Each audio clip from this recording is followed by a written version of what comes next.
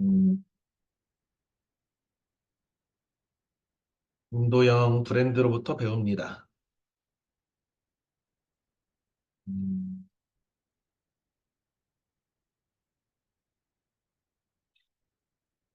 일단은 이 책을 선생님이 어, 되게 재밌게 읽었어.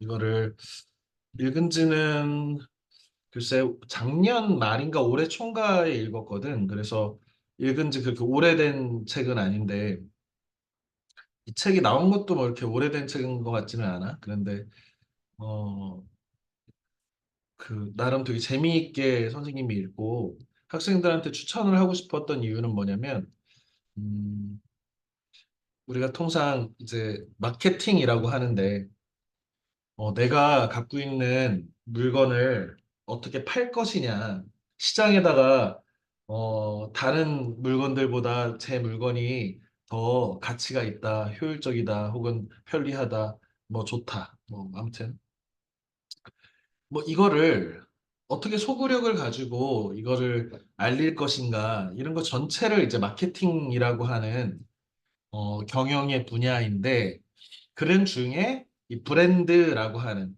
우리가 통상 상표라고도 얘기할 수 있는 애플의 아이폰이라든지 뭐 코카콜라라든지 이런 것들이 다 브랜드잖아.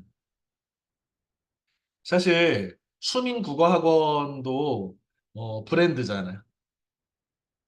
그래서 이 브랜드라고 하는 것은 어떻게 그 마케팅에 영향을 끼치고 그 브랜드를 잘 기획하고 그 브랜드를 시장에 그 소비자들한테 어떻게 인식시킬 것인가 그리고 어떤 컨셉으로 인식시킬 것인가 요 얘기를 다루고 있는 책이어서 개인적으로 선생님은 뭐 너희도 알다시피 학원을 다른 선생님들 우리 수민 교육을 같이 경영하고 있고 우리 학원의 발전이나 이런 것들 고민하면서 되게 좋은 아이디어들 그리고 어떻게 해야겠다라고 하는 각오들 뭐 다짐들 이런 것들을 개인적으로 하면서 읽었어. 그런데 한편으로 생각해 보면 우리가 사실은 그 누구나 자기 이름에 이미지들을 갖고 있단 말이야.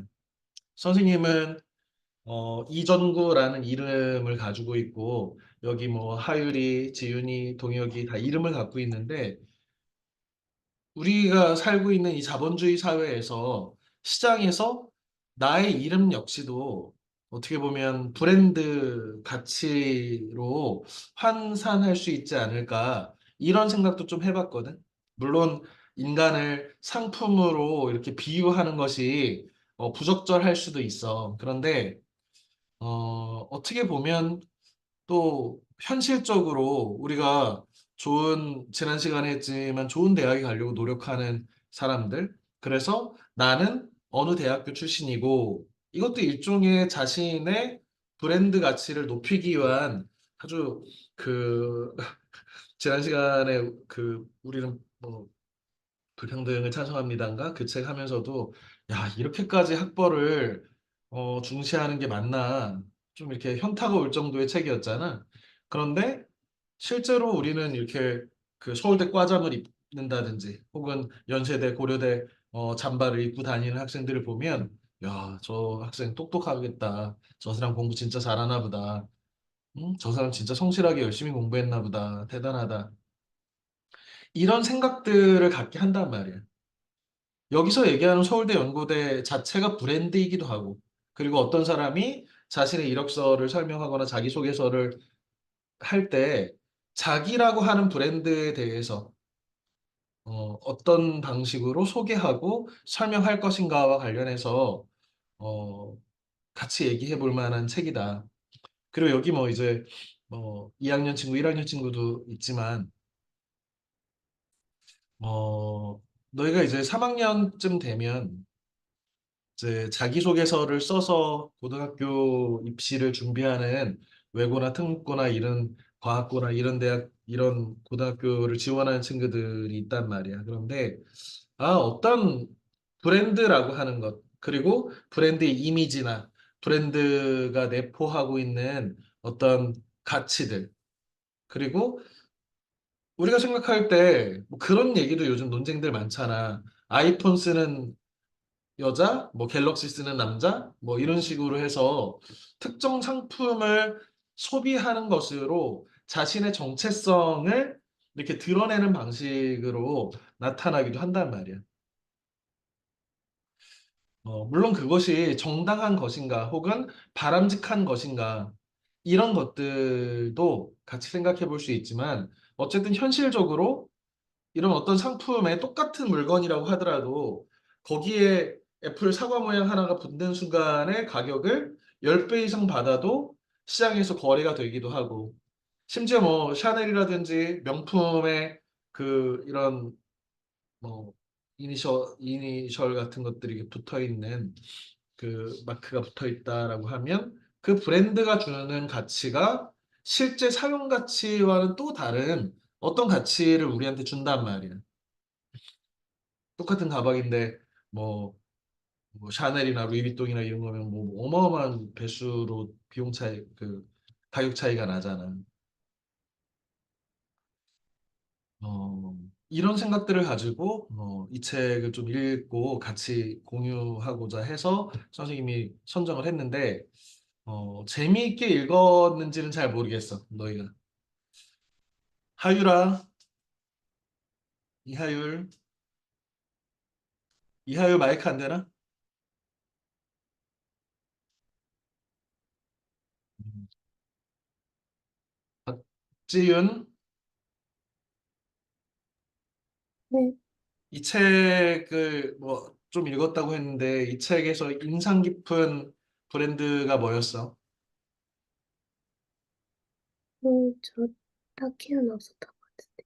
딱히 없었어? 강동혁,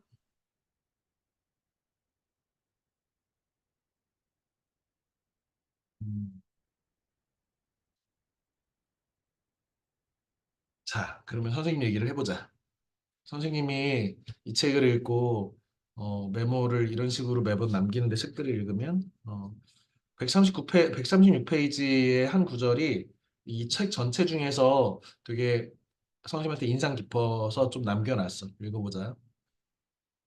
그때 그쯤에 절친한 디자이너 친구와 함께 이 문제에 대해 이야기를 나눈 적이 있습니다.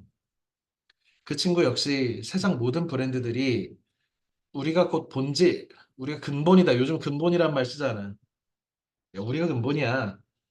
평촌국어학원의 근본은 수민국어학원이지. 뭐 이런 용법하고 비슷한 거지. 수민국어학원이 가장 본질적인 좋은 학원이다. 뭐 이렇게 외치는 것 같아서 피로감을 느끼는 중이라고 하더래. 서로가 우리가 근본이라고 얘기하는 본질이라고 얘기하는 것들이. 덕분에 체육 시간에 나와 똑같은 부위를 다쳐 양호실에 나란히 누워있는 친구 마냥 금세 동질감이 생겼대. 재밌는 표현이네요. 동병상련을 느꼈대. 아, 나도 그래. 브랜드 너무 많고 브랜드가 다 자기 잘났다고 하는 거 좀 지겨워. 이 작가는 이 브랜드의 이미지를 어떻게 만들 것인가를 컨설팅해주는 이런 브랜드 마케터니까 맨날 이런 얘기만 들을 거 아니야. 똑같은 얘기만. 더 재미있는 건 며칠 뒤였는데요. 였습니다. 원래는 친구의 책상에 작은 포스트잇에 적힌 글귀 하나가 꽤 오랜 시간 붙어 있었는데요. 무엇을 말하고 싶은지 알아냈다면 어떻게 말하고 싶은지를 알아내라.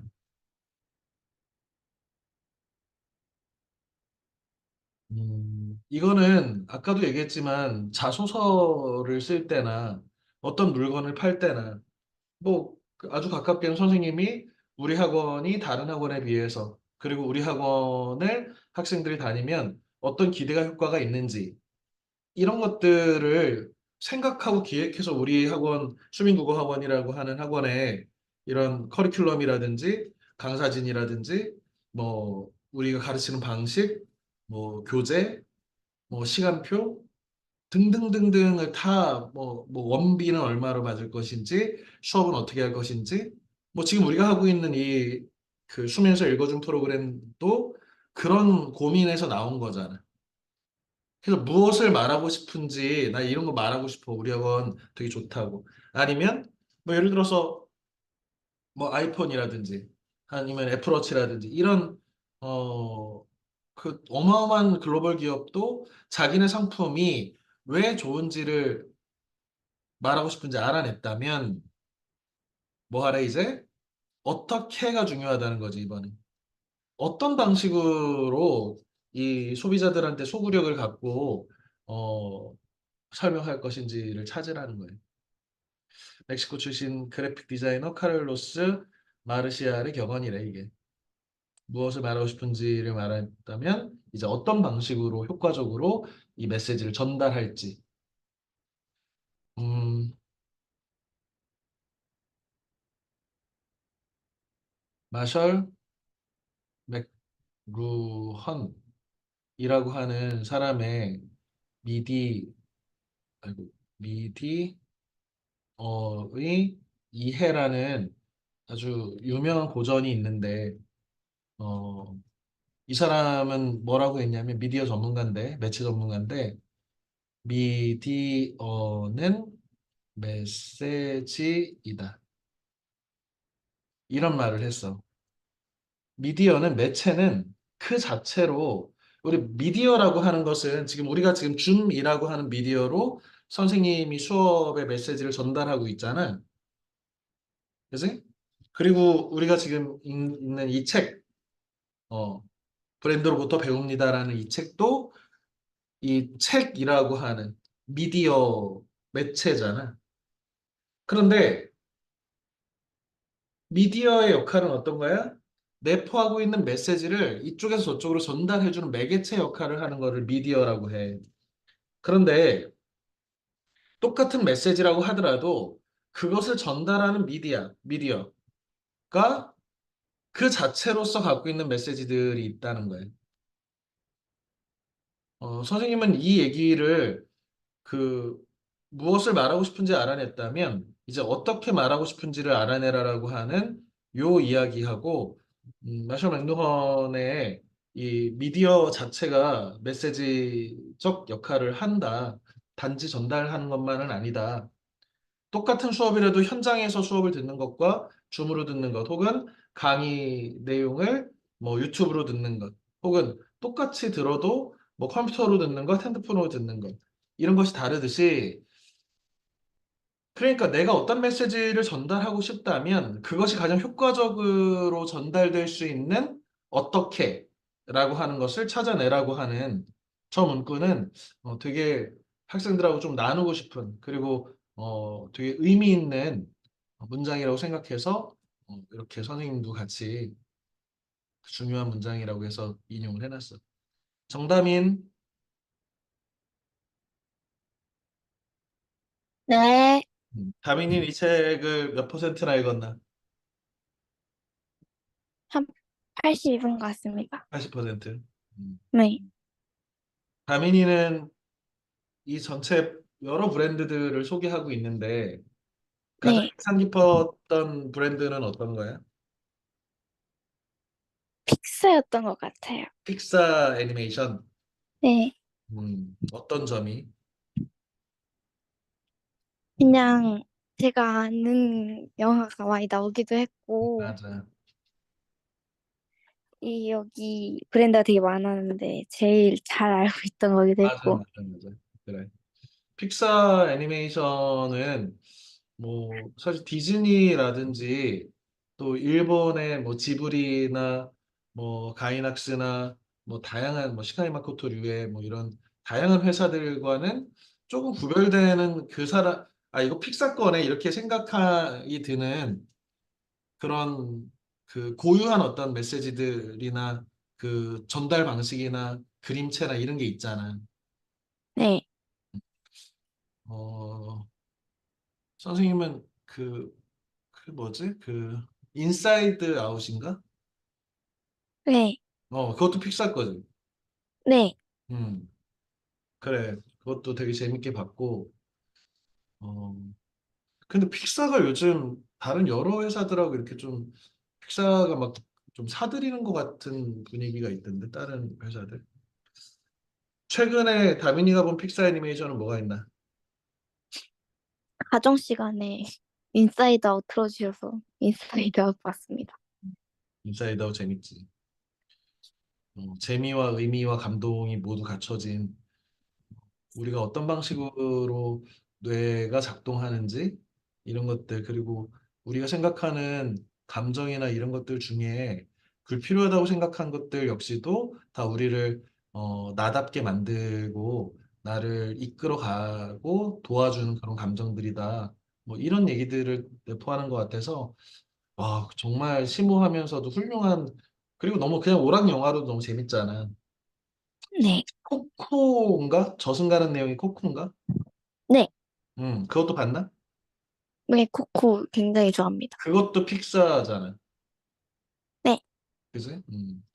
맞아. 픽사는 좋은 브랜드야. 그런 거 보면, 아, 이런 스타일은 픽사 애니메이션이지, 뭐, 이렇게 떠오르는 것들이 좀 있네. 그렇습니다. 음. 나머지 20% 마저 다 읽을 수 있도록 하자. 네, 그래. 자, 이 글의 저자는 네이버에서 브랜드 경험을 기획하는 사람이야. 이 기획자의 독서라고 하는 책을 이 김도영이라고 하는 사람의 기획자의 독서라는 책을 선생님이 이 브랜드 관련된 책을 재밌게 읽고 나서 아, 이 작가 되게 재밌게 글 쓴다. 그래서 지금 이 책의 한 3분의 1 정도를 읽고 있어. 기획자라는 것은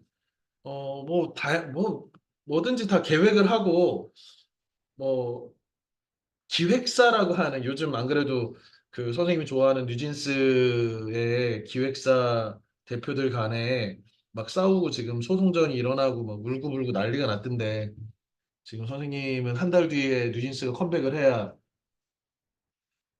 뉴진스의 응원을 받고 내가 열심히 살아갈 텐데라고 생각하고 있는데 그런 걸 만드는 사람 나는 이런 식의 컨셉트로 이런 아이돌을 만들고 싶어. 이런 사람도 기획자고. 출판 기획자는, 나는 이런 컨셉으로 이런 저자가 팔릴 것 같고, 이런 식으로 설명을 해설은 어떻게 만들고, 표지는 어떻게 만들어야지? 이런 것도 출판 기획자고. 음반 기획자, 혹은 뭐, 영화 기획자, 아니면 모든 상품들이나 세상에 팔려나가는 것을 어떤 걸 어떻게 팔아야지, 혹은 어떤 컨셉트로 팔지, 무엇을 팔지, 어떻게 팔지, 이런 것들을 하는 사람을 다 그냥 두루뭉술하게 기획자라고 하는데, 그런 사람이야. 네이버에서 되게 큰 대기업이고, 우리나라의 가장 큰 IT 기업인 네이버의 그 브랜드라고 하는 그 측면을 이렇게 기획하는 사람이래.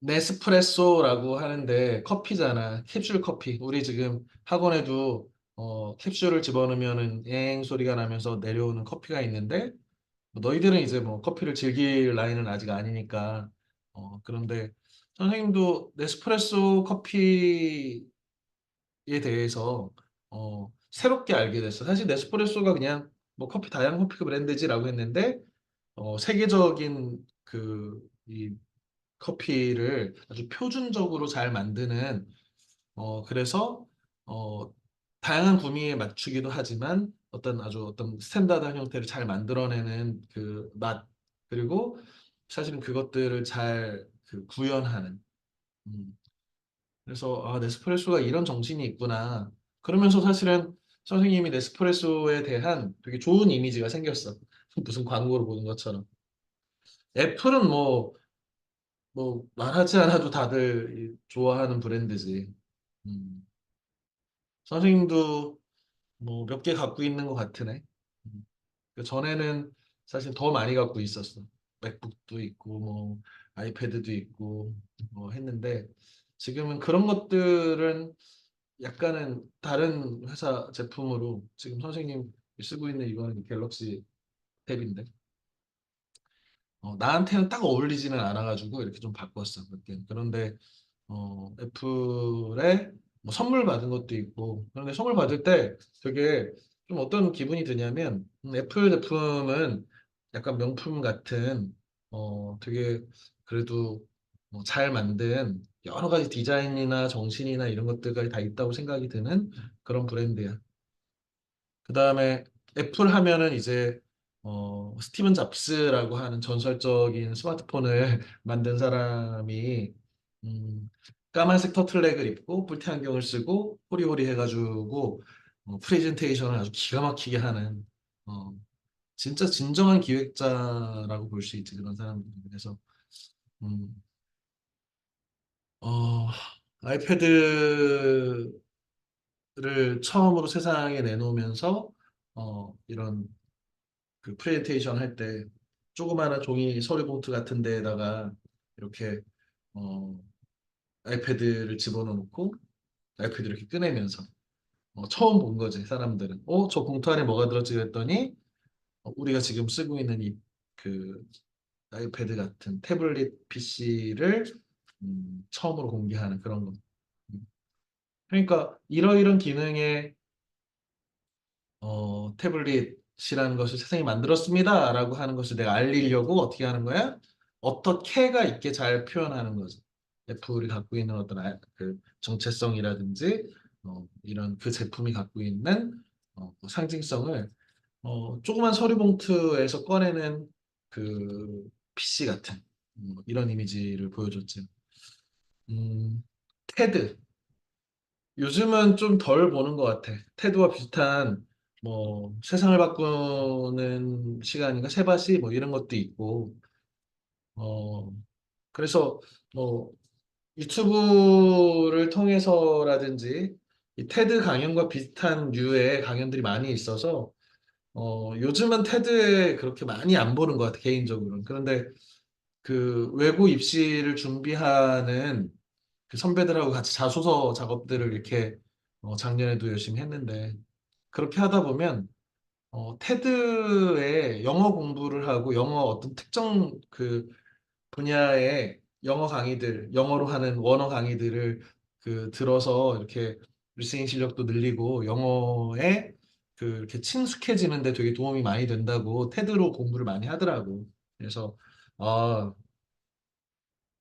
선생님도 물론 이제 뭐 영어로는 안 보지만 뭐 영어가 짧아서 그런데 테드도 필요한 정보들을 얻고 좀 이렇게 특정 분야의 교양이 내가 좀 부족하다 싶으면 테드를 통해서 좀 편안하게 보기도 하고 하는데 이 테드가 어떻게 해서 지금 형성돼서 만들어졌는지 처음에는 어떤 사람들이 그 조그마한 회사들 해가지고 시행착오를 막 거치면서 어느 순간에 지금처럼 어마어마한 네트워크를 만들어냈는지 최초의 아이디어를 낸 사람들은 되게 미미하게 시작했지만, 이렇게 거대한 기업도 되는구나. 이런 생각도 해봤습니다.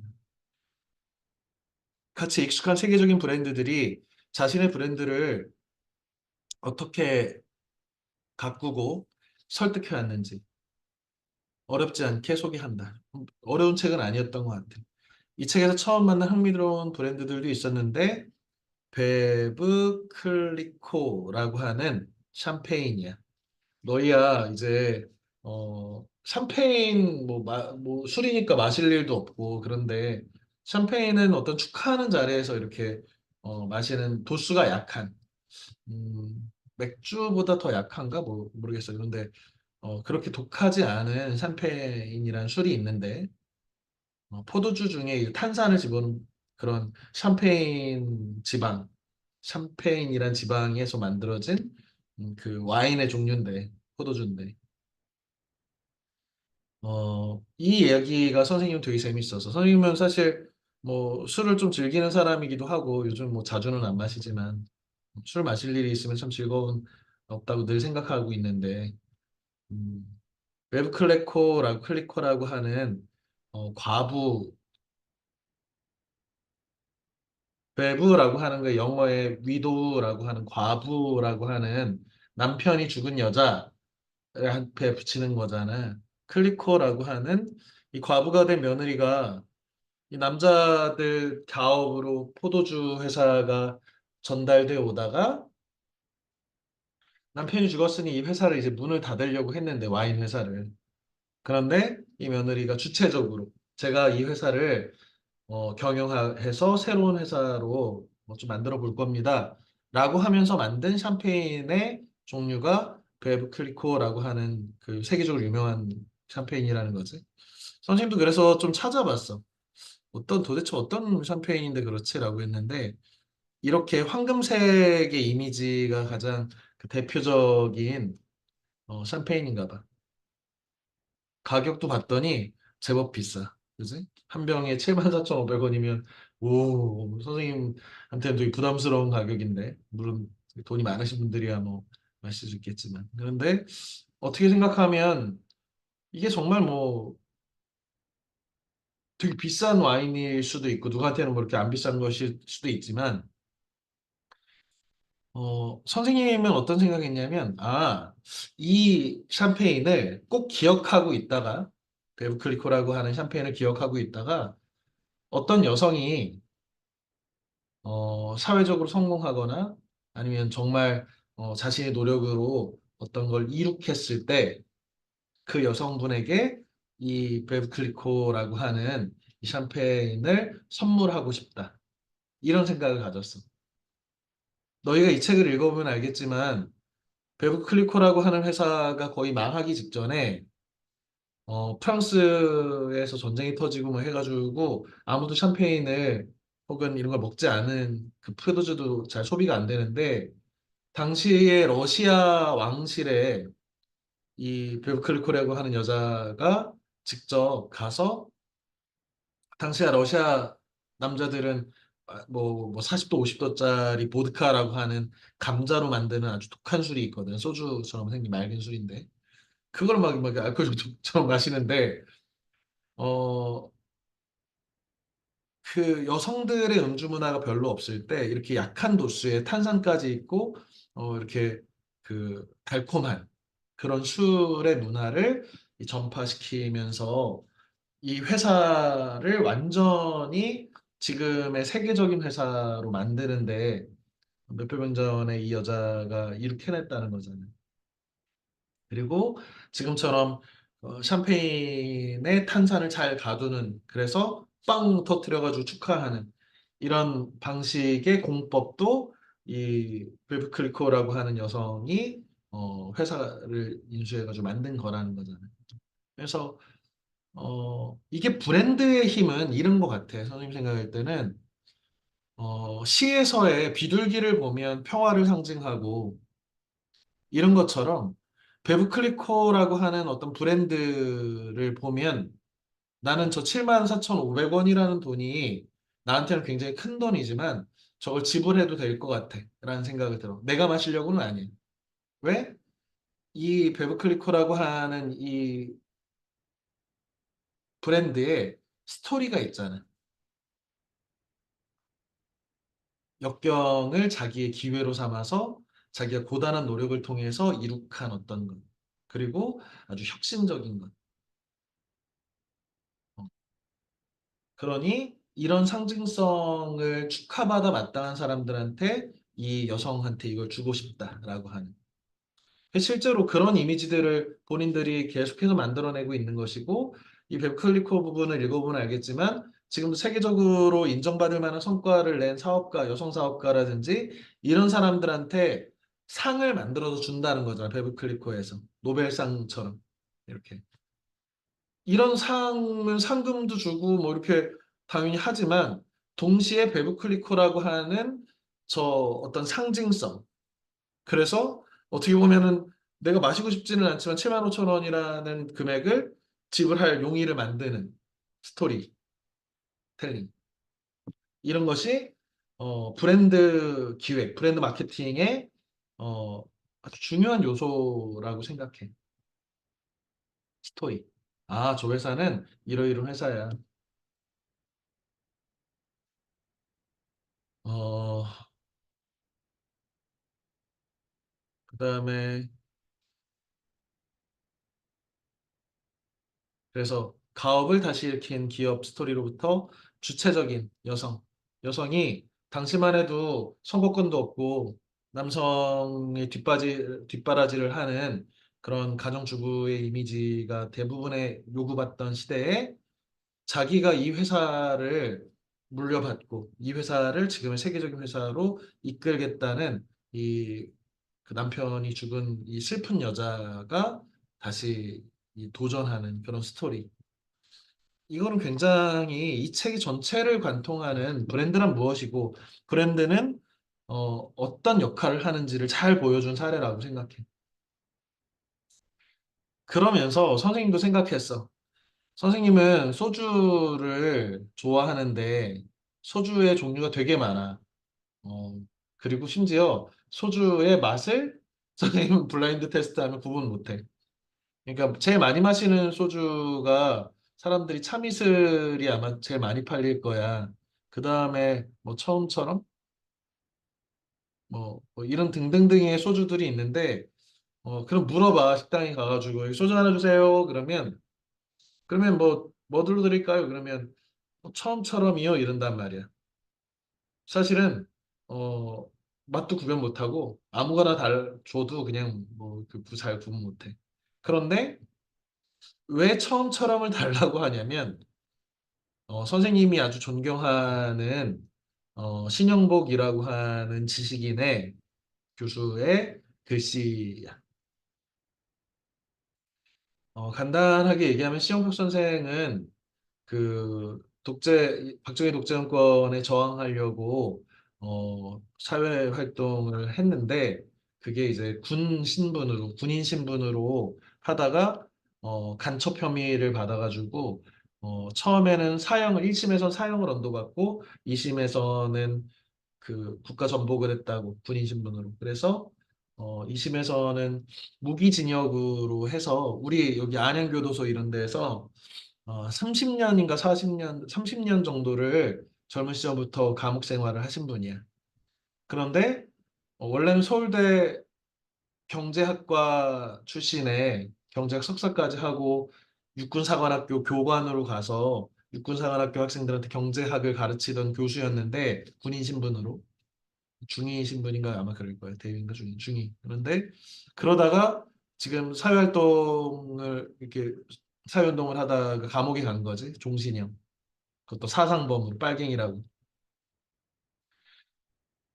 누구나 그때 좌절할 만한데 내가 정의로운 일을 한다고 하더라도 어, 그게 인생을 통째로 감옥에서 보내야 되는 막막한 시간에 시험복 교수는 노노맹자 대학 중용 이런 동양학부터 한시 혹은 역사, 철학 등등 미술까지 공부하고 또 아주 우연찮은 기회에 추사 김정희 선생의 제자의 제자의 제자 정도 분에게 이렇게 글씨 서예를 사사받았어.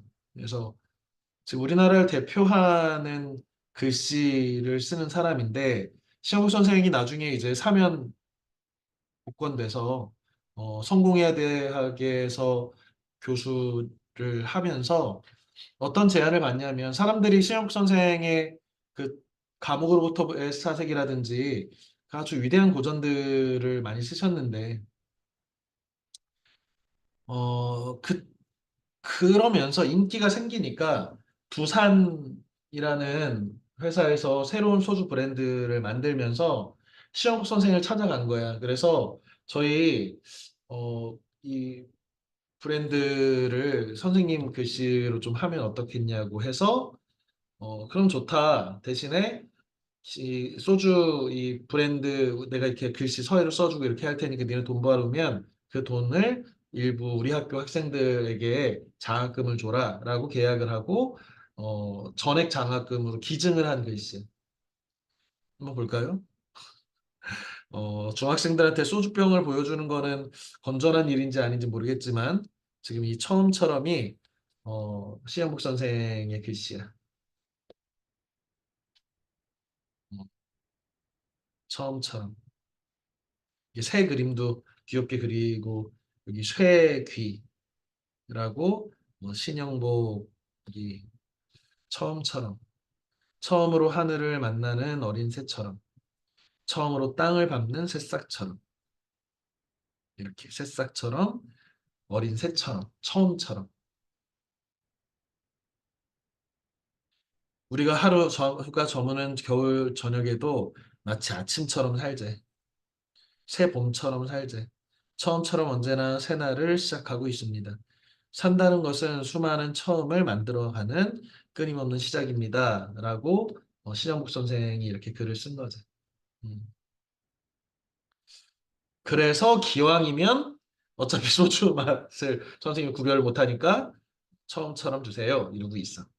물론 뭐 나쁘게 얘기하면 두산의 상술에 선생님이 빠진 거지. 하지만 어, 같은 값이면 선생님 좋아하는 어떤 그 가치. 아 그래. 저 신영복 선생이 저 처음처럼이라는 글씨를 쓰고 이런 처음처럼이라는 말을 할 때 되새겼던 그런 것들 있잖아. 그런 것들을 공감하기 위해서 이렇게 하는 거지. 심지어 공부가주라고 하는 그 노나라 공자님의 가문에서 중국 소리인데 이게 뭐한 40도 되는 되게 독한 중국 소리인데 가끔씩 1년에 한 번 정도 축하할 날이 있을 때 뭐 이렇게 공부가주라고 하는 공자님 가문의 어, 술을 이렇게 마시기도 해. 이것도 마찬가지로 그냥 뭐 다른 그 술을 마실 수도 있지만 그런 거 기념하려고 마음 브랜드즈.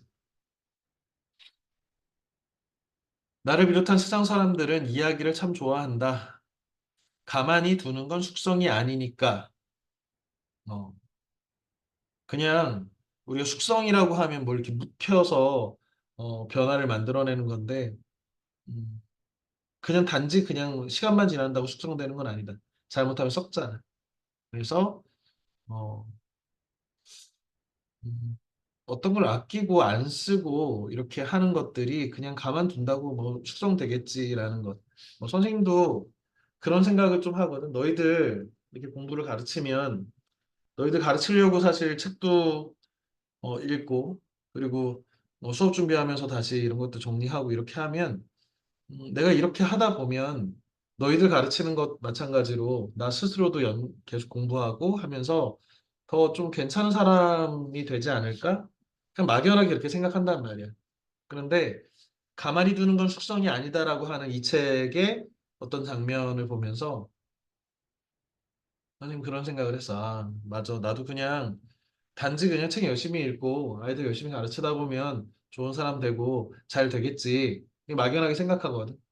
그런데 어, 꼭 그런 건 아닐 수도 있겠다. 그냥 두는 것, 그냥 내가 하는 것보다 뭔가는 더 있어야 숙성되겠다라는 생각을 하면서 좀 읽었어, 이 파트는. 그 다음에 와사라라고 하는 일본의 일회용 그릇 브랜드도 눈에 들어왔다.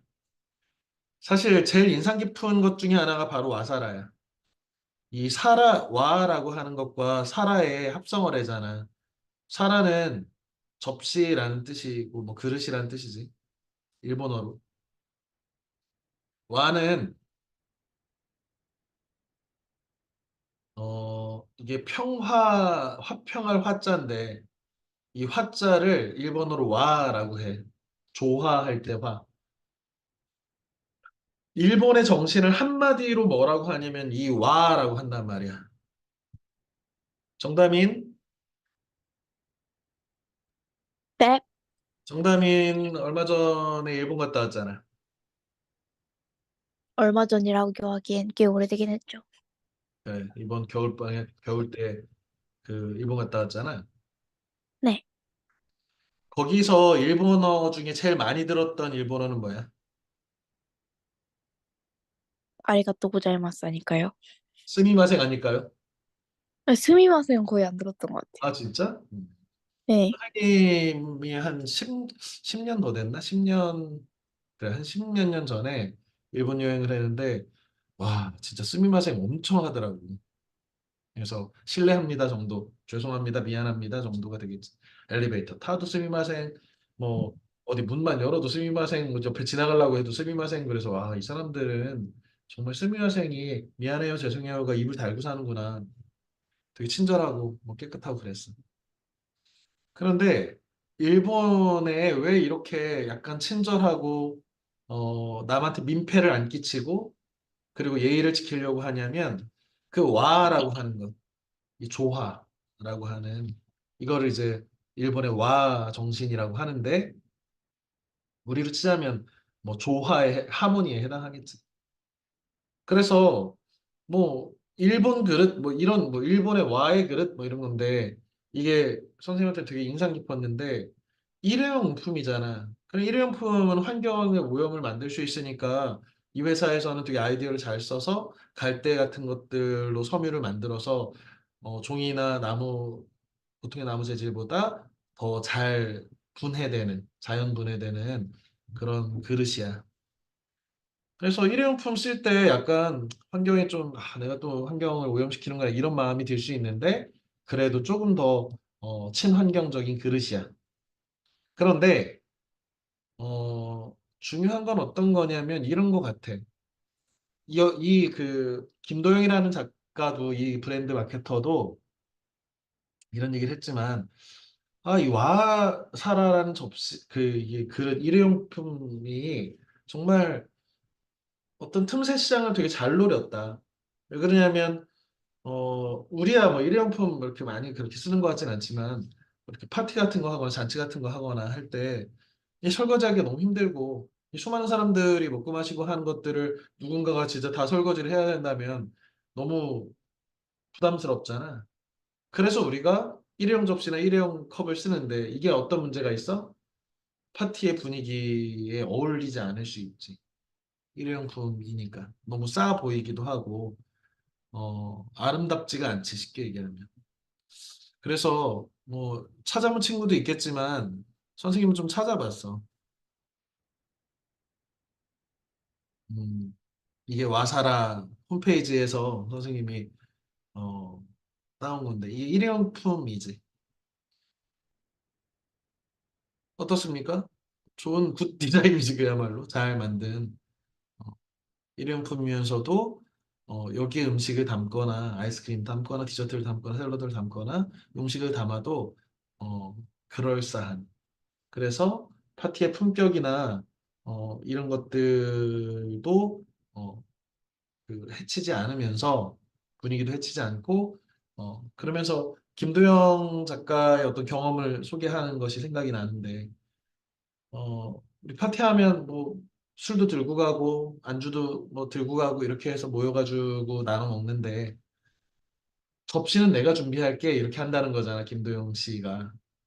그러면 뭐야 쟤는 일회용 접시를 생색내서 갖고 와 라고 하지만 와사라를 이렇게 이렇게 갖다 놓으면 사람들이 오 이런다잖아. 그 분위기를 해치지 않고 멋지고 그리고 여기에 담겨져 있는 이런 이야기들 와사라라고 하는 기업이 이거 원래 그릇 만드는 기업인데 친환경 일회용품을 어떻게 하면 더 만들 수 있을까 연구해서 만든 갈대 섬유로 만든 건데 디자인도 되게 예쁘지 않아? 뭐 이런 식으로 하면서 또 다른 얘기거리가 되기도 하는 그래서 아 괜찮은 브랜드다 이 브랜드도 마케팅적으로 잘 만들었다 어, 이렇게 생각했어. 그 다음에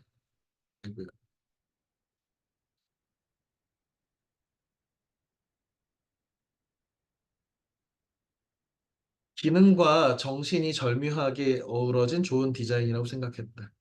와사라를 보면서 선생님이 되게 좋아하는 일본 디자이너거든. 하라케냐라고 하는 일본의 가장 유명한 디자이너 중에 하나야. 그런데 이 하라케냐의 디자인의 디자인한 책이 가장 유명하고 하라케냐가 생각하는 좋은 디자인의 이 어, 일본 국기의 백색에 빨간색만 있는 이 히다라고 하는 이미지가 하라케냐의 어떤 디자인의 정신 같은 것인데 이런 책들이 떠올라서 좋은 책이야. 기회가 되면 좀 읽기 바랍니다. 그 다음에 마이클 조던. 너희야 마이클 조던이 어떤 이미지일지 선생님 세대의 사람들은 농구에 미친 사람들이었어. 요즘은 야구도 인기고 뭐 축구도 훨씬 인기고 그런데 선생님이 고등학교 졸업할 때까지, 대학교 다닐 때 이 정도 때까지, 중고등학교 시간에 대부분의 시간을 농구를 생각하고, 농구를 하고, 농구 연습을 하고, 농구 게임을 하고 하면서 지냈던 것 같아. 제일 열심히 한 게 뭐냐, 그리고 농구라고 생각해, 선생님, 개인적으로. 그때 왜 이렇게 이런 어떤 스포츠에 열정을 갖게 했냐면 마이클 조던이라고 하는 사람이 동시대에 농구를 하고 있었어. 음. 요즘도 조던 운동화들 되게 어, 좋아하잖아. 그래서 뭐 리세일가가 막 올라가기도 하고 뭐 이런 원래는 나이키에서 조던을 이제 이렇게 만들었는데 조던이 아예 자기 이름의 브랜드 상표권을 가져와서 조던이라는 나이키가 아닌 조던도 있는 것으로 알고 있어.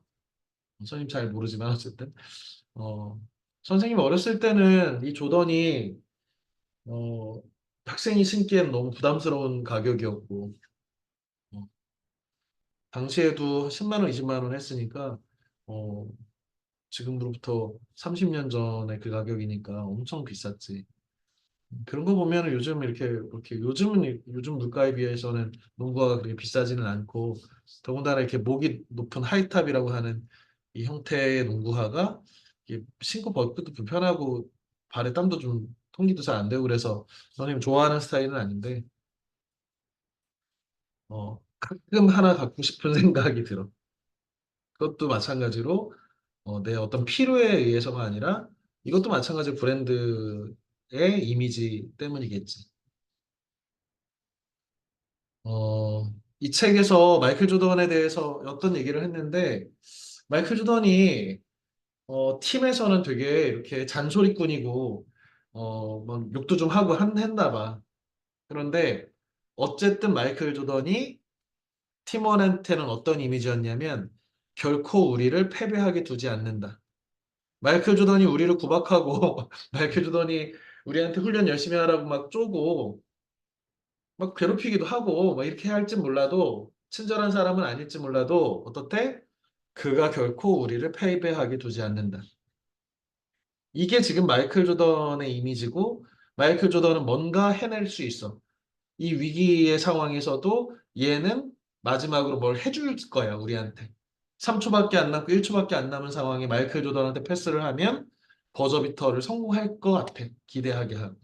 우리를 그냥 이대로 지게 만들진 않을 사람. 되게 멋있다고 생각했어. 저 말이. 나도 너희들 이제 뭐 1학년들이야. 뭐 2학기 될 때까지 시험을 같이 치르진 않는데 너희도 알다시피 지금 다들 시험 기간이잖아. 김재민? 재민아? 예. 재민이 시험 준비 잘 되고 있나? 아, 국어랑 영어는 괜찮은데, 과학이 망했어요. 망하지 않게 잘 보살펴줘, 과학을. 네, 어. 첫 시험 보는데 좀 떨리지 않나? 네, 좀 떨리지? 네. 선생님이 학원 강사를 지금 15년째 하고 있는데, 어, 이게 보람도 있고 즐거움도 있는 뭐 직업이라고 생각해. 그 중에 하나가 뭐냐면, 시험을 같이 치르는 것. 아니, 엄청 스트레스 받아, 사실은. 어, 해마다 논술 시험 애들 치러 가면 막 마음이 같이 조이고, 수능 전날에는 정말 손에 일이 하나도 안 잡히고, 중간고사, 기말고사만 해도 스트레스 받고, 니네가 시험을 잘 봐올지 못 봐올지 함께 걱정하는 거잖아. 나는 너희들한테 어떤 선생님이었으면 좋겠냐라고 했을 때, 뭐, 그렇게 되기는 쉽지 않지만, 마이클 조던 같은, 결코 우리를 패배하게 두지 않는다. 그 최고의 찬사 같아. 그러니까, 나도 조던처럼 이 신뢰를 받고, 너희들을 괴롭히고, 너희들 힘들게 할지는 몰라도, 선생님하고 같이 해서 내가 실패하지 않았어요라고 나중에 추억할 수 있는 선생님, 이거면 되지 않을까? 이거 끝내주는데? 이런 생각을 가지면서 마이클 조던의 농구화를 뭐 이렇게 하나 사볼 수도 있지.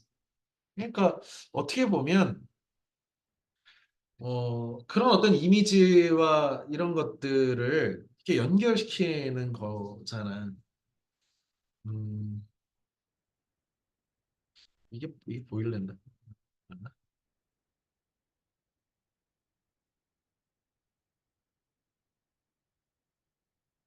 화면.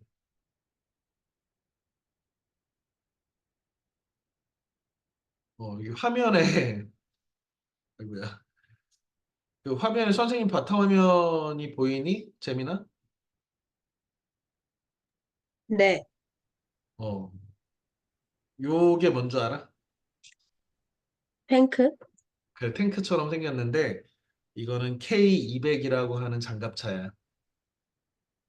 선생님 바탕화면에 왜 장갑차가 있을까? 선생님이 생각을 해보면 봐봐라.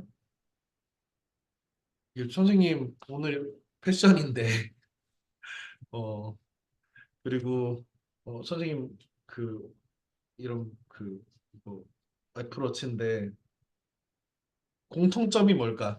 재민아. 모르겠는데요. 카키색이잖아. 장갑차.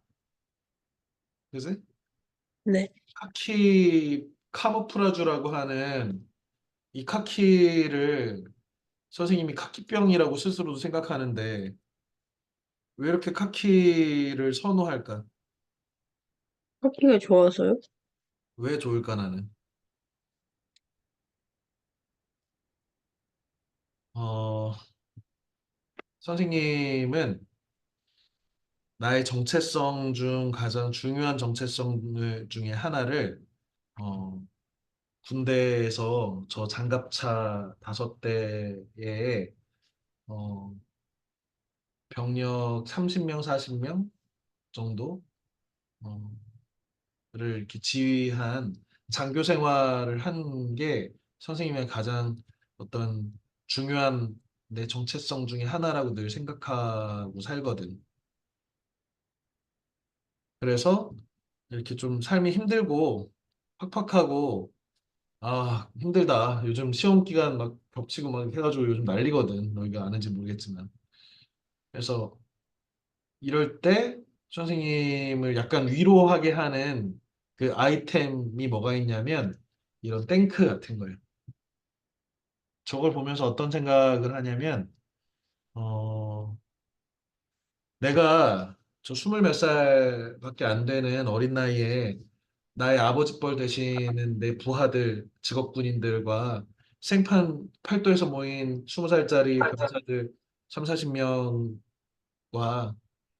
이것들 다 책임지는 어떤 사람이었는데 그것도 큰 문제 없이 그래도 잘 이끌어 왔는데 지금 이 정도는 내가 할 수 있지 않아? 이게 나의 어떤 그 정체성의 근간이거든. 그때도 명예롭게 장교 생활 잘 했는데, 지금 뭐, 그 사람이 뭐 나의 경력도 더 생기고 세상 물정도 더 잘 알게 되고 했는데 난 할 수 있겠지. 물론 그때부터 체력은 떨어지고 뭐, 그랬지만. 이런 생각을 한단 말이야. 그러니까 이거는, 어떤 브랜드라고 하는 것. 아까도 얘기했지만 한 사람은 사람이 다 어떻게 보면 이 자본주의 사회에서 이 시장에 자기 이름을 건 브랜드일 수도 있잖아. 선생님 수민국어학원의 이종호 선생님이잖아. 그러면 나의 브랜드는 어떻게 관리할 것인가? 그러면 나의 스토리텔링은 어떻게 전달할 것인가? 그리고 나는 어떤 사람으로 너희들한테 인식시키고 싶은가? 그리고 그러려면 어떻게 해야 돼? 약속을 지키고 신뢰를 잘 지키고 브랜드 가치가 떨어지지 않게 선생님하고 같이 우리 학원에서 공부했는데 더 나아졌다. 딴 선생님보다 더 낫다. 딴 학원보다 더 낫다. 이런 것들을 만들고 싶은 거지. 너희도 이제 장차 커서 성인이 돼서 살아가는다면 이런 것이 다 브랜드 마케팅하고 상관이 있다고 선생님은 생각하는 거예요. 그래서 마이클 조던도 역시 그런 식으로 선생님한테는 이미지가 돼 있다. 그래서 그에 대한 팀의 기대를 언급하는 장면도 인상적이다. 리더에 대한 가장 보편적인 정의 어떤 거야? 우리를 패배하게 두지 않는다. 어, 재민아, 네. 이 책을 이 바쁜 와중에 좀 읽어봤나? 다는 못 읽었는데 거의 다 읽었어요. 그래? 가장 인상 깊은 브랜드는 뭐야? 애플이요. 애플. 어떤 점이 인상 깊었어? 애플 평소에도 되게 좋아하는 브랜드이기도 하고, 약간 전 세계 브랜드의 최정상을 되게 오랫동안 유지해 오고 있는 회사니까 되게 멋있기도 하고, 약간 애플의 약간 존재성이나 창의성은 그 다른 회사들이 따라할 수 없는 거라고 생각을 해서 그렇게 생각한 것 같아요. 맞아. 선생님한테 애플은 성능이 좋은 다른 그 전자제품이 있을 수도 있어. 그런 제품들보다 이게 더 비싸도 살 수 있게 하는 성능이 최고여서 그걸 산다기보다는 애플 제품은 어, 그 애플만이 갖고 있는 어떤 그 안정성이라든지 또 되게 중요한 요소 중에 하나가 제품의 디자인의 아름다움 이런 거잖아. 얘네가 그냥 막 만들지 않고 최초로 애플이라는 회사가 아이폰을 만들고 뭐 애플워치를 만들고 할 때부터 이런 디자인적 요소, 아름다움이라고 하는 것을 아주 고민을 많이 해서 만든 거야. 라고 하는 점.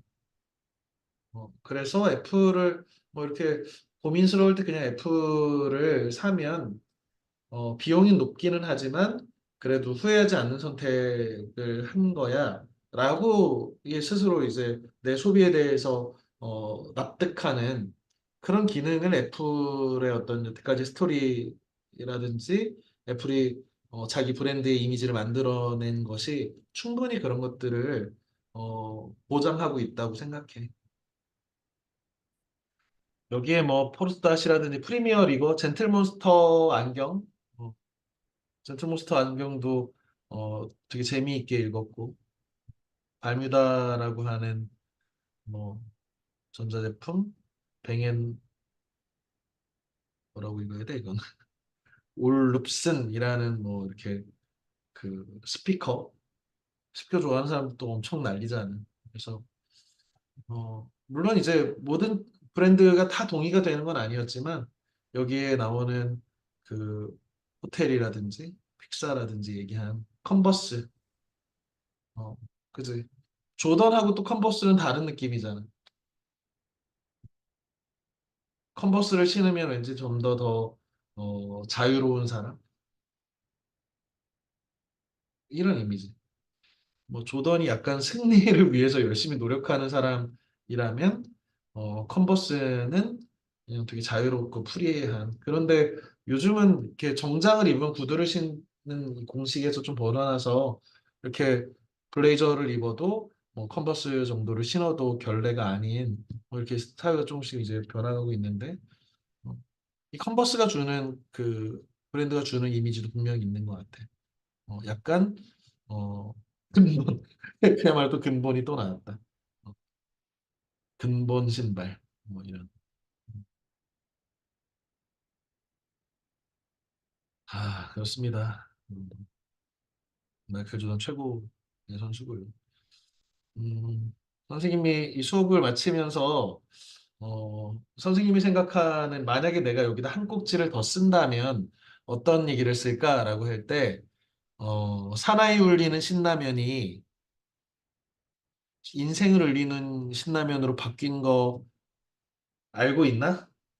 지은아, 박지은? 네. 지은이는 신라면의 그 브랜드 이 이미지가 사나이 울리는 에서 인생을 울리는 이로 오래 바뀐 거 알고 있었나? 아니요, 저 신라면 먹어본 적도 없어가지고 신라면 먹어본 모르겠어요. 적도 없어? 네. 왜 매워서? 이제 그냥 라면을 거의 안 먹어요. 아, 그래?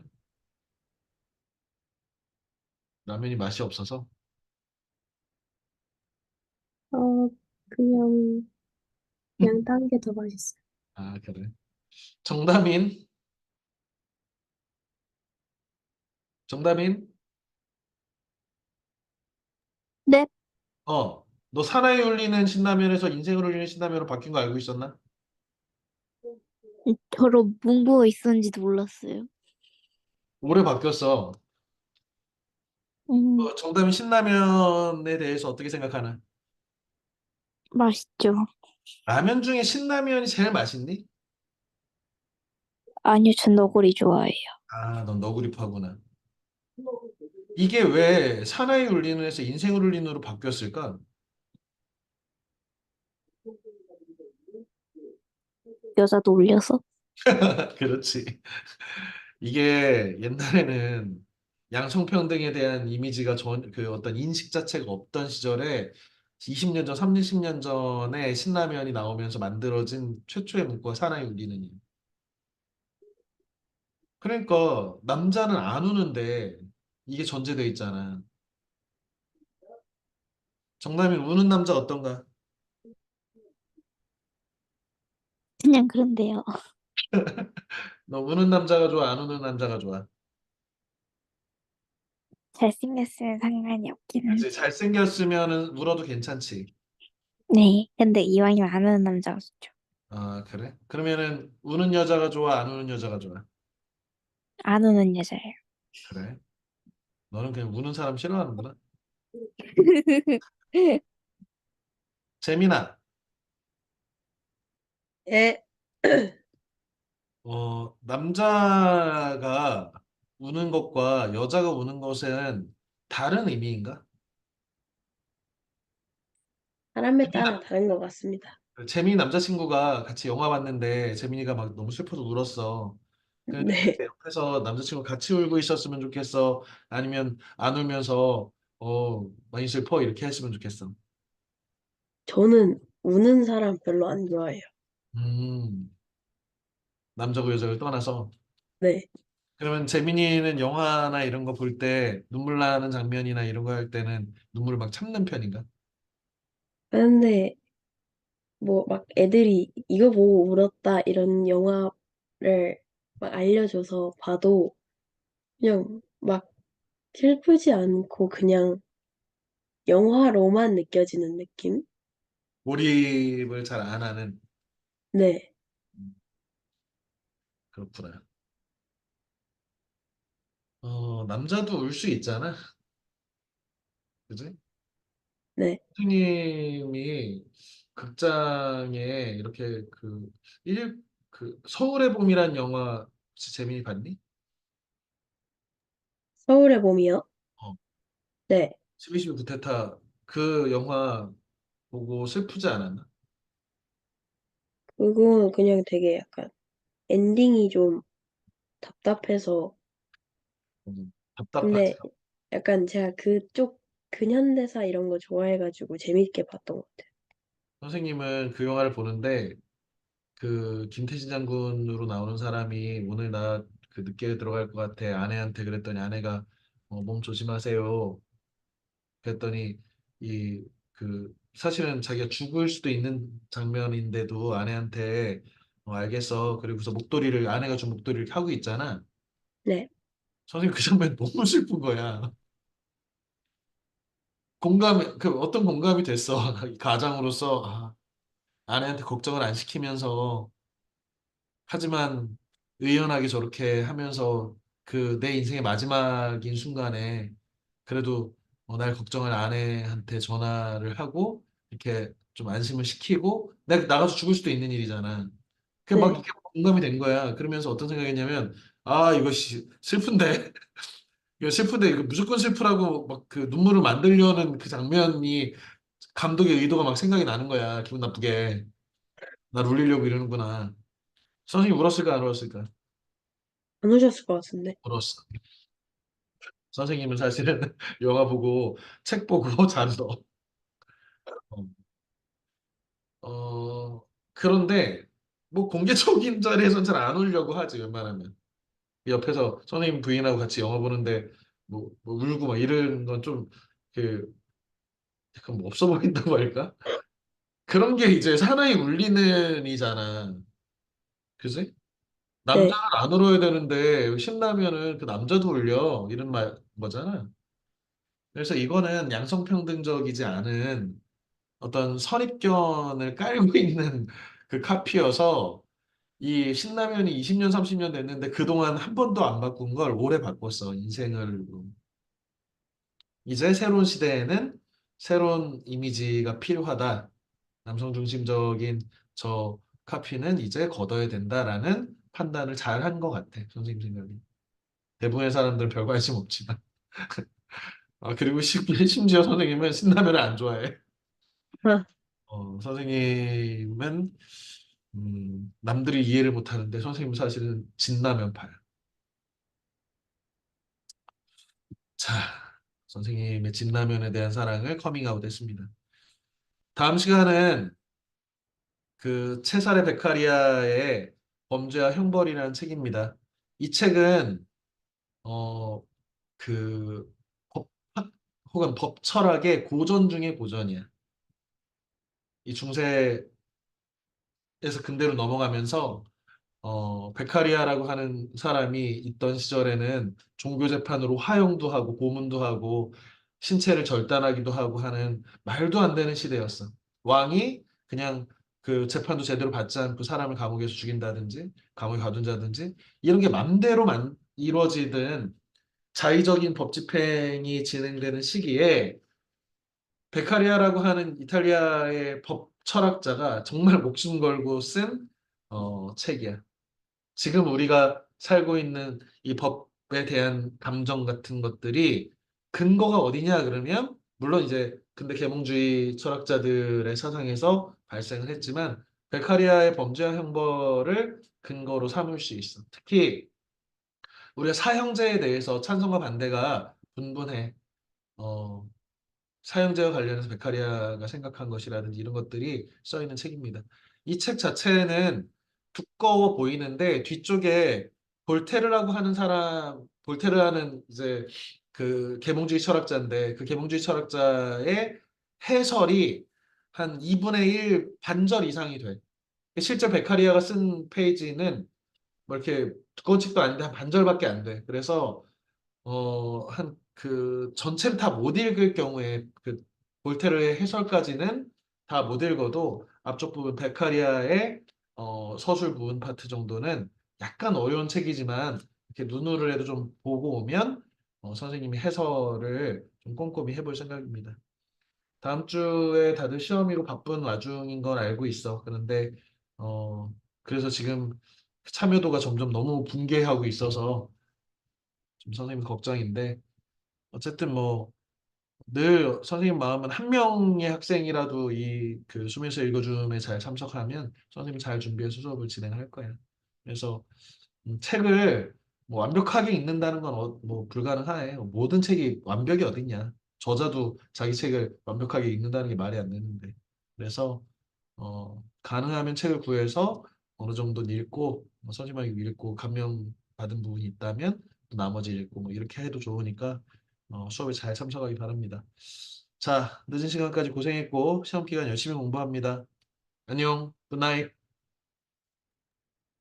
안녕히 안녕히 계세요. 네, 계세요. 안녕.